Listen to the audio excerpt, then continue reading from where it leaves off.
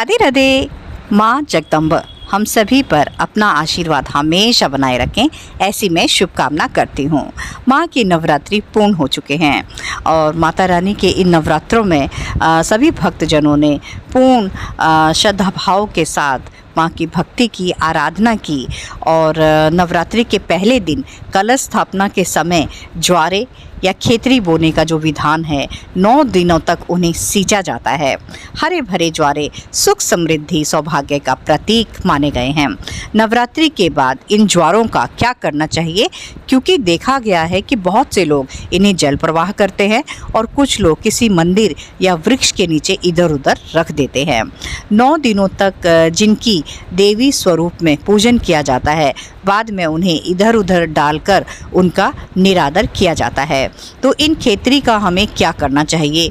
ज्वारों को देवी अन्नपूर्णा का रूप माना जाता है।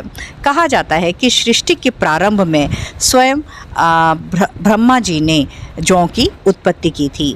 जौ को ब्रह्म स्वरूप माना गया है। इन्हें संसार का पहला अनाज माना गया है। अष्टमी पूजने वाले नवमी के दिन और नवमी पूजने वाले दशमी के दिन घर के सभी सदस्य उन ज्वारों को तोड़कर माता को अर्पित करते हैं। दशमी यानी विदाई के दिन पहले कलश को थोड़ा खिसका दें, फिर ज्वारे सिर पर रखकर पूरे घर में घुमाएं। अब 1-2 ज्वारे जो है वो तिजोरी में रख लें। 1-2 बाली घर में जहां आप अपना भंडार कक्ष है, अन्न स्टोर करते हैं, उसमें रख दें और बाकी के बचे ज्वारों को आटे में मिलाकर गाय को खिला दें, क्योंकि गाय में 33 कोटि देवी देवताओं का वास होता है। वैसे भी नदी तालाब में डालकर हम उन्हें गंदा करते हैं और इधर उधर किसी पेड़ के नीचे या मंदिर में वहाँ भी ढेर लगाकर उनका भी हम निरादर ही करते हैं। जैसे मंदिरों में देखा गया है कि उस तरह इन जो ज्वारों को कूड़े में ही डाला जाता है, मतलब उस तरह से उठाकर उन्हें या तो किसी नदी वगैरह में वहाँ पर डलवाया जाता है। तो वहाँ भी हम एक तरह से हम नदियों के जल को भी हम प्रदूषित ही कर रहे हैं।